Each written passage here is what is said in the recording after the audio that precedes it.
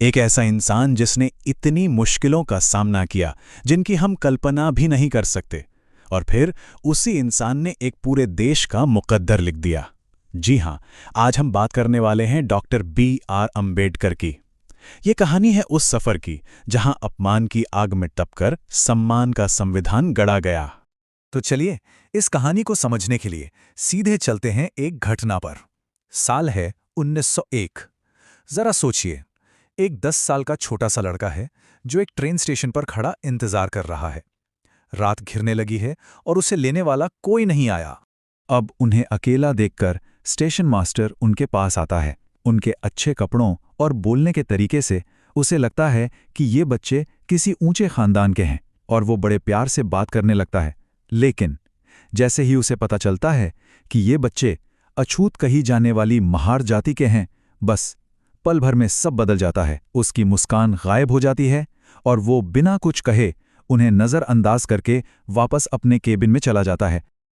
यही थी छुआछूत, एक ऐसी भयानक सामाजिक व्यवस्था जहां एक इंसान का दूसरे इंसान को छूना तक अपवित्र माना जाता था।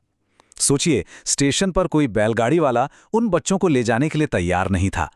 आखिरकार एक गाड़ी वाला माना भी, तो एक अजीब शर्त पर। शर्त यह थी कि वो किराया तो दुगना लेगा, लेकिन गाड़ी खुद नहीं चलाएगा। उन छोटे छोटे बच्चों को वो बैलगाड़ी खुद चलानी पड़ी। और ये अपमान सिर्फ उस एक रात तक ही नहीं था, ये तो उनकी रोज की जिंदगी थी।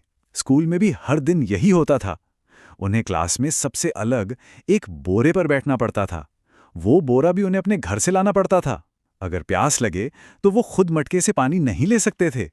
स्कूल का चपरासी ऊपर से दूर से उनके हाथों पर पानी डालता था। और सोचिए, जिस दिन वो चपरासी नहीं आता, उस दिन पूरा दिन प्यासा रहना पड़ता था। अब ऐसे माहौल में कोई भी इंसान टूट सकता है ना? लेकिन उस छोटे से भीमराव ने टूटने की जगह लड़ने का फैसला किया। और जानते हैं उन्होंने अपना हथियार किसे बनाया? शिक्षा को। देखिए, स्कूल में एक अच्छे ब्राह्मण टीचर भी थे, कृष्ण केशव अम्बेडकर। वो भीमराव को बहुत मानते थे और उन्होंने ही उन्हें अपना सरनेम अम्बेडकर दिया। लेकिन जिंदगी का असली मोड़ एक दूसरी घटना से आया, जब वो अपने पिता की दूसरी शादी से नाराज होकर घर से भागने के सोचते हैं और इसके लिए अपनी बुआ के बटुए से पैसे चुराने की कोशिश करते हैं। पर बटुए में उन्हें मिलता है सिर्फ आधा आना। बस उसी पल उन्हें अपनी इस हरकत पर इतनी शर्मिंदगी महसूस हुई कि उन्होंने कसम खा ली कि अब से उनका पूरा ध्यान सिर्फ और सिर्फ पढ़ाई पर होगा। और बस फिर उन्होंने पीछे मुड़कर नहीं देखा। बड़ौदा के महाराजा की स्कॉलरशिप की मदद से वो ऐसी जगहों पर पढ़ने गए जहां जाना उस वक्त एक सपना हुआ करता था। Columbia university, London school of economics, एक के बाद एक डिग्रियां। और आपको पता है, वो विदेश से इकोनॉमिक्स में डॉक्टरेट करने वाले पहले भारतीय बने। वाकई एक जबरदस्त उपलब्धि। तो इतनी बड़ी बड़ी डिग्रियां लेकर, इतना ज्ञान हासिल करके जब वो भारत वापस लौटे तो उन्हें बड़ौदा में मिलिट्री सेक्रेटरी की बहुत बड़ी नौकरी भी मिली। शायद उन्हें लगा होगा कि अब तो सब कुछ ठीक हो जाएगा, लेकिन हकीकत कुछ और ही थी। आप सोच भी नहीं सकते, उनके अपने ऑफिस में चपरासी उन्हें फाइलें हाथ में देने की बजाय दूर से फेंक कर देते थे। उन्हें पीने के लिए पानी तक नहीं दिया जाता था। रहने के लिए घर ढूंढते ढूंढते जब उन्होंने एक पारसी गेस्ट हाउस में अपनी जाति छिपाई, तो पता चलने पर एक गुस्साई भीड़ ने उन्हें उनके सामान के साथ सड़क पर फेंक दिया। बस यही वो पल था जब उन्होंने ठान लिया कि अब वो इस सिस्टम को जड़ से उखाड़ फेंकेंगे। इसके बाद उनकी लड़ाई दो स्तरों पर शुरू हुई। एक तरफ उन्होंने मूक नायक जैसा अखबार शुरू किया, जिसका मतलब था गुंगों का नेता, ताकि वो अपने लोगों की आवाज बन सके। और दूसरी तरफ सीधी कार्रवाई। साल 1927 में हुआ महाड़ सत्याग्रह। ये एक ऐतिहासिक पल था। हजारों दलितों ने मिलकर उस तालाब से पानी पिया जिससे उन्हें सदियों से दूर रखा गया था। ये लड़ाई सिर्फ पानी की नहीं थी, ये लड़ाई थी इंसान होने के हक की, आत्मसम्मान की। अब दलितों के अधिकारों के इसी संघर्ष में उनका वैचारिक टकराव महात्मा गांधी से भी हुआ। देखिए, मुद्दा क्या था? अंबेडकर चाहते थे सेपरेट इलेक्टोरेट, मतलब दलित अपना नेता सिर्फ दलित वोटों से ही चुने, ताकि उनका सच्चा प्रतिनिधि चुना जा सके। वहीं गांधी जी को लगता था कि ऐसा करने से हिंदू समाज हमेशा के लिए बढ़ जाएगा। जब ब्रिटिश सरकार ने अंबेडकर की ये मांग मान ली, तो गांधी जी ने जेल में ही आमरण अनशन शुरू कर दिया।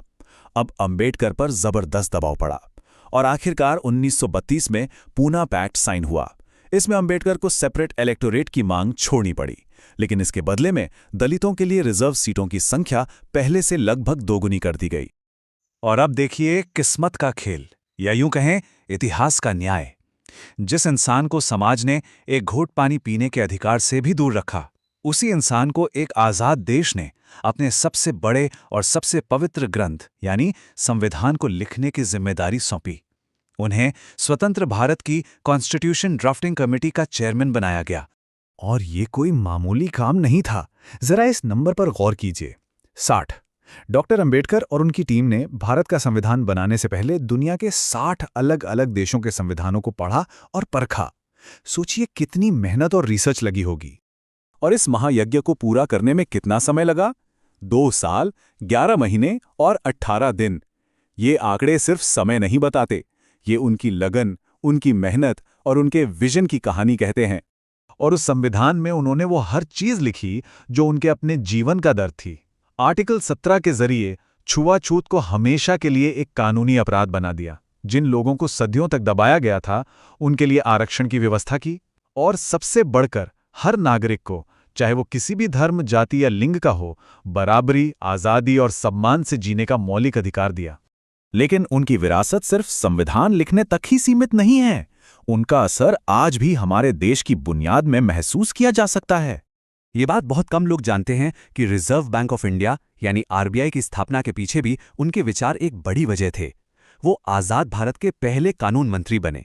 उन्होंने ही मजदूरों के काम के घंटे 12 से घटाकर 8 करवाए। और अपनी जिंदगी के आखिरी दौर में उन्होंने हिंदू धर्म की जाति व्यवस्था के विरोध में अपने लाखों समर्थकों के साथ बौद्ध धर्म अपना लिया। तो यहाँ एक सवाल उठता है, आखिर ये कैसे हुआ? जिस इंसान को बचपन में पानी पीने के हक से भी महरूम कर दिया गया, वो बड़ा होकर करोड़ों लोगों के हक की किताब कैसे लिख पाया? शायद इसका जवाब उनकी कभी न टूटने वाली हिम्मत और ज्ञान की जबरदस्त भूख में छिपा है। और जाते जाते अंबेडकर के ही एक बहुत गहरे विचार के साथ आपको छोड़ते हैं। उन्होंने कहा था, संवैधानिक नैतिकता कोई प्राकृतिक भावना नहीं है, इसे विकसित करना पड़ता है। भारत में लोकतंत्र केवल भारतीय मिट्टी पर एक ऊपरी परत है जो मूल रूप से अलोकतांत्रिक है। इसका सीधा सा मतलब है, जो संविधान रूपी ढाल उन्होंने हमें दी है, उसकी हिफाजत करना और उसके आदर्शों को जिंदा रखना, ये हम सब की जिम्मेदारी है।